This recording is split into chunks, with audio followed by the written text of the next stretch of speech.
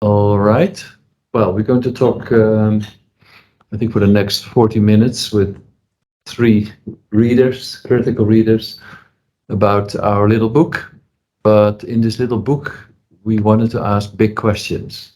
So that's the purpose. We also didn't write it for an academic community, but for a larger community. What we had in mind was the Guardian reader, and it came out of our bafflement actually with the first lockdown when the pandemic hit Europe. Suddenly we had a lot of time on our hands, and we wrote a few blogs that became the core of the book. And but the purpose was all the time to get out of detailed policy studies and ask big questions of who are we, where are we going with our society, and how did we get into this mess, and can we get out of it. So the structure of the presentation is that you say a few things about the deliberative policy book in 2003, right? I talk about complexity. And then we talk about complexity and hegemony, and I will say a little bit about utopian imagination as a systematic method.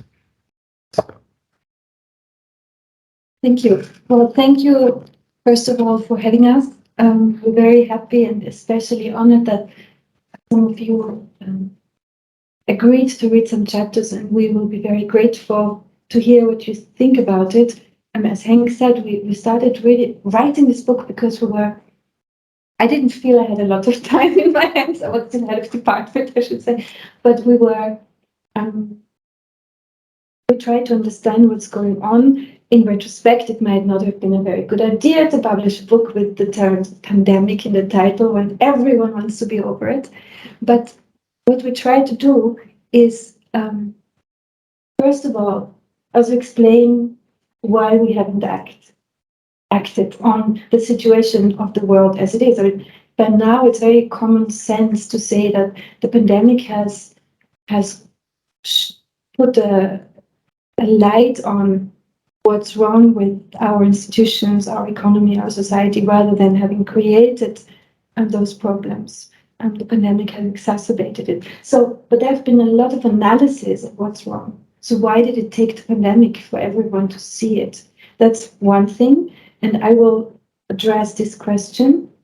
The other thing we wanted to do in this book is not to just analyze what's wrong, because there are those bodies of works that are really interesting and helpful and do that in an excellent manner.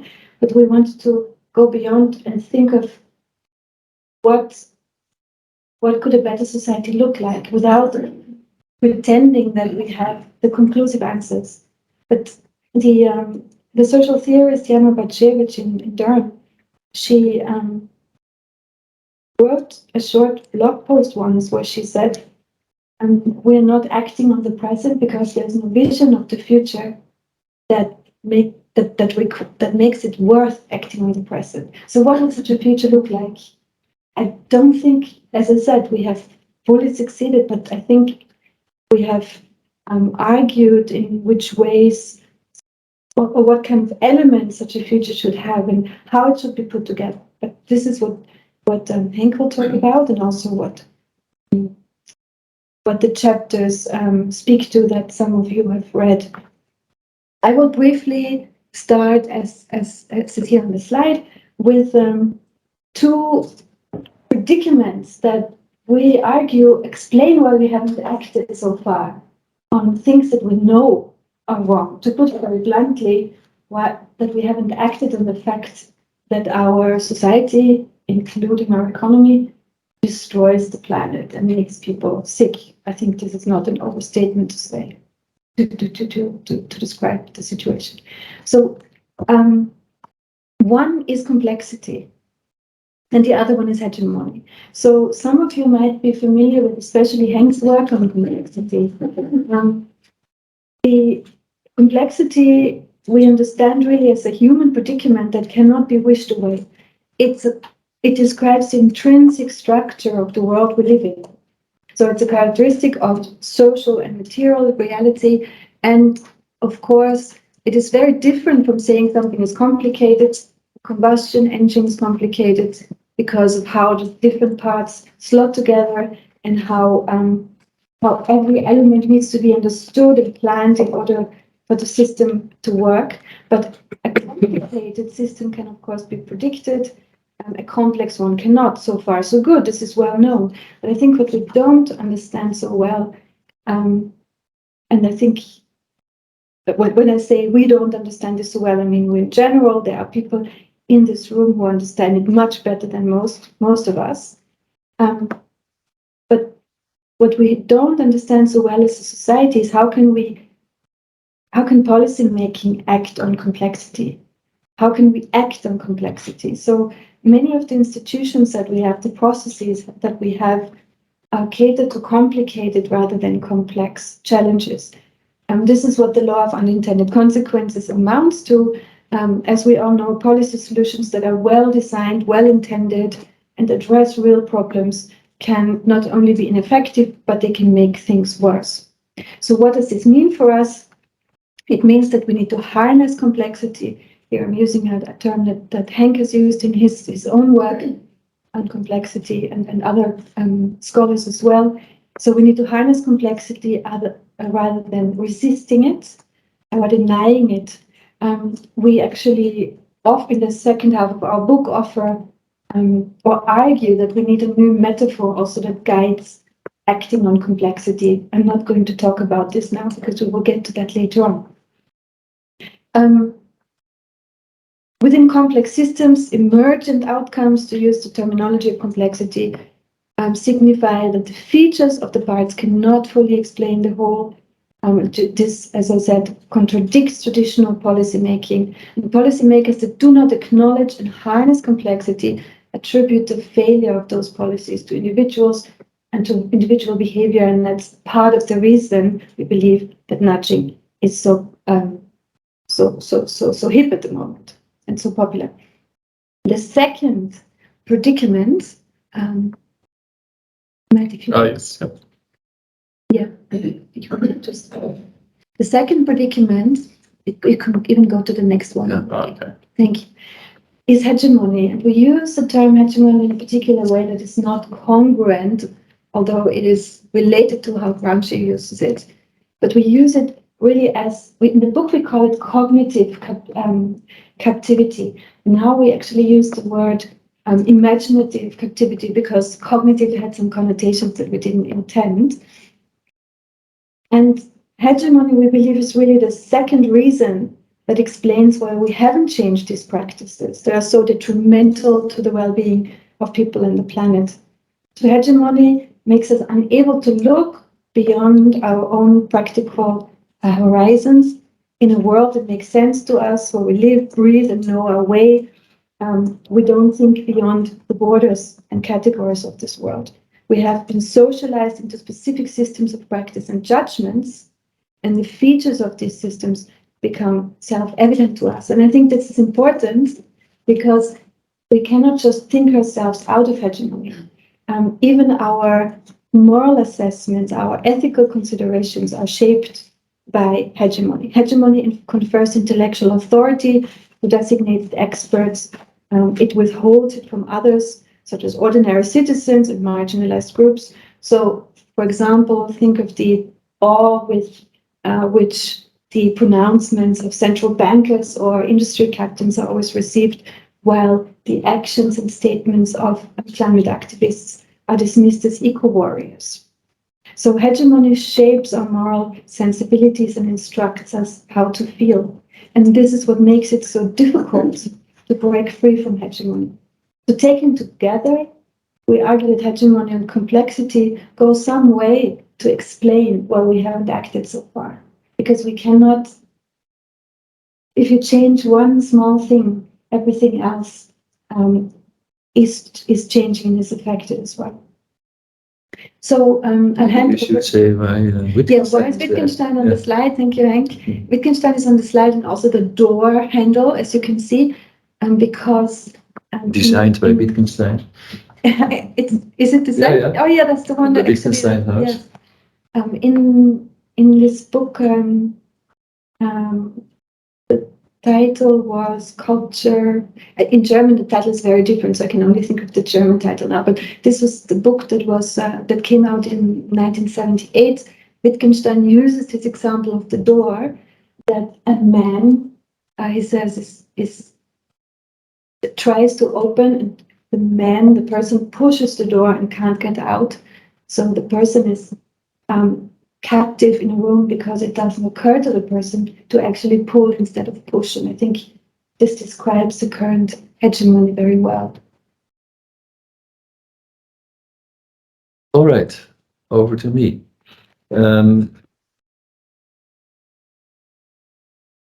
At the time that we wrote the book, I had been thinking a lot about deliberative policy analysis, and then edited two special issues of the journal Policy Science, and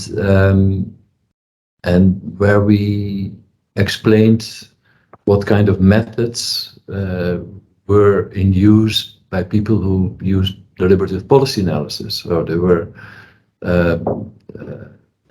but I was still sort of a little bit unhappy with because I felt that these methods didn't give you much guidance of how to get new ideas for policy making. So it was a bit sort of rehashing older ideas and do that in a nice way, in a good way that might be more attractive to policymakers. But where do the new ideas come from? So I became interested in utopias. And utopias are, as you see, mostly seen as fantasies, pretty much useless and very much distracting from the real practical work of science and politics. And as someone who has worked with policymakers most of his life, I can tell you this is how they are seen. And sometimes they're seen as forms of science fiction. Also nice when you have some time off to read. And some people think of utopias as very dangerous, as fueling a kind of lethal drive for purity in totalitarian regimes. Also, the Nazis were obviously utopians.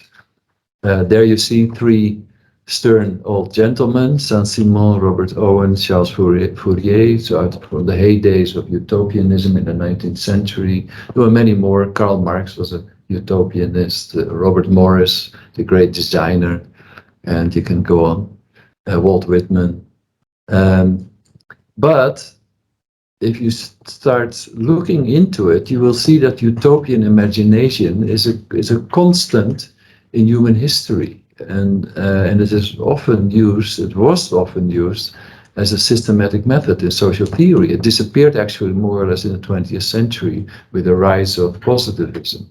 Can we go to the next one? So I was very much inspired by the work of Ruth Levitas, who wrote several books on utopias. She's a sociologist in the UK. And she wrote, I think, an essential book that will come in the next slide on the utopian method. And she distinguishes three functions of a methodical or systematic application of utopian thinking. She says it's, first of all, a critical tool to expose the limitations of our current political, social, and economic discourse. So that's an incredibly important function, I think. For that alone, we need more systematic utopian imagination. But it also facilitates holistic thinking. So going back to complexity, holistic thinking about possible futures, including the democratic engagement with the principles and practices of those futures. So, and then it articulates our conceptions of human needs, human nature, and human flourishing in those possible futures. It should be, not features. I'm very sorry. So here's the book for those who want to take a look at them themselves. And she translates, I did a bit of that too in our book, these three functions into three methods. So the first one is Utopia as a History of the Present. So that's answering the question, how did we get here? And so, for example, in the book, we're not going to discuss that chapter, but there is a chapter about why do we think that government is bureaucratic, inefficient, and wasteful. That's sort of a common at the moment. Well, there's a story to be told, and we tell it in the book, that it was a deliberate effort by not New Public Management. Sorry, can't think of the word now. But that was funded by dark money and in think tanks, and then spread around the world. So before that, we thought of states, of governments, as actually beneficial, and now we think it's something that we should limit as much as possible. There's utopia as social philosophy. So what kind of people do particular societies develop and encourage? So you can, what kind of people do we need in such imagined societies? And then there is the work of utopia as institutional design. So how do we design our imagined futures? So if we go through these three methods very quickly. First of all, utopia is history of the present. All institutions are man-made and have emerged over, often long periods of time. No matter how self-evident they seem, they can be changed. That's the big message. It looks like they're hardwired into reality. For example, money and central banks seem like features that have always been around, but that's not the case.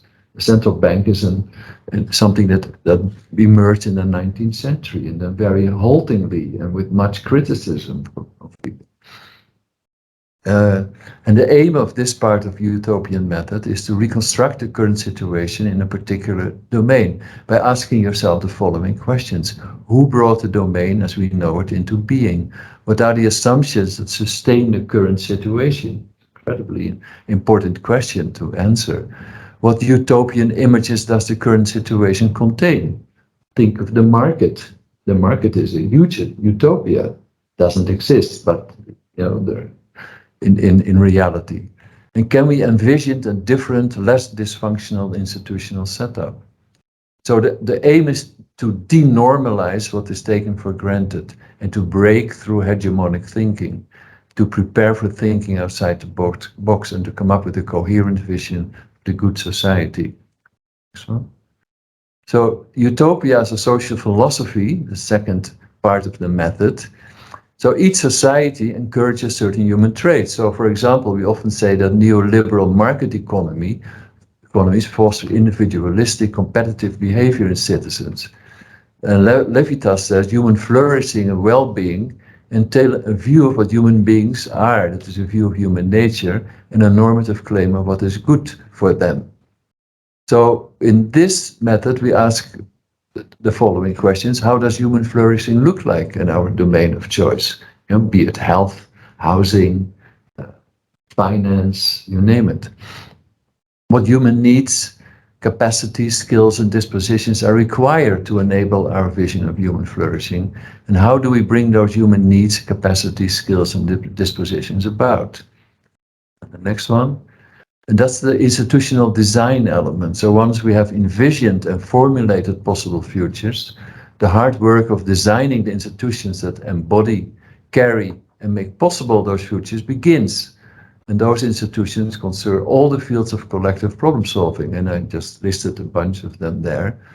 And in our book, we run through a series of of policy fields, each with a chapter devoted to it, also to come out at the end, so that the chapter on an ecological society and sustainable policy making are let's say, the apotheosis of the book, because to get there, you need all those other policy areas to be in place. Think of complexity thinking and interconnectivity.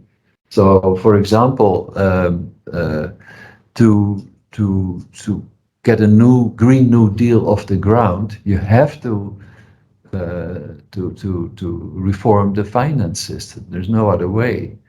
You know, if you keep with the current finance system, it just won't work. And we argue, well, you also have to reform some of those other policy fields. Can I add something here? Yeah. I think the Green New Deal is interesting because the Green New Deal was introduced by the Commission President with the words that this is Europe's man on the moon moment, which is, of course, an engineering project, right? And that's exactly what we argue we need to get away from. We need to get away from the idea that you can actually act upon such a complex challenge by devising the answer as an engineering project. We can do that. Right? Yeah. So you have to walk a tightrope here between being practical and feasible and not being captured by the present, by incrementally extending the present into the future. That's not utopianism. You want something outside the box, right? And so the question you need to answer is, how do our institutions look like that make our vision of the good society possible? How do we operationalize our vision of the good society? And we were very careful in the book that we always sort of show that what we suggest is possible, has been tried out somewhere. You know, there's nothing that came out of our own minds. It's always somebody did it somewhere. This is just to close this part of the talk. This is Roberto Unger, one of the major utopian thinkers of the 20th century and part of the 21st. Well, the quote on the left is a bit of a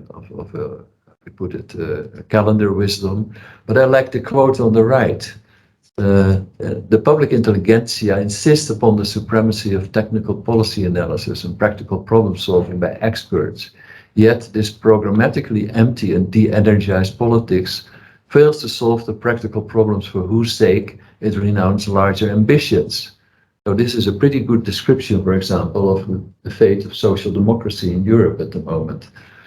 It slides into drift and impotence because it allows itself to degenerate into short-term and episodic factional deals struck against the background of institutions and assumptions that remain unchallenged and even unseen. And I particularly like the unseen, because in our book we show in several chapters that a lot of what shapes our current political economy is unseen. For example, all the laws and regulations that make global trade possible, all the laws and regulations that make shareholder value possible, which have again been introduced by Henry Mann, a far-right law professor who created schools of this type of law, which were then spread, by the way, financed by the Koch brothers, which were spread all over the United States. So hundreds and hundreds of judges have been trained in this kind of law and rule now. It's also banks. Banks are notoriously intransparent. We have no idea what's going on behind those glass doors. And central banks, the same thing. It took me really quite a while to figure out what happens when you talk about quantitative easing, and I still often have a hard time grasping it. So this unseen part is very, very important.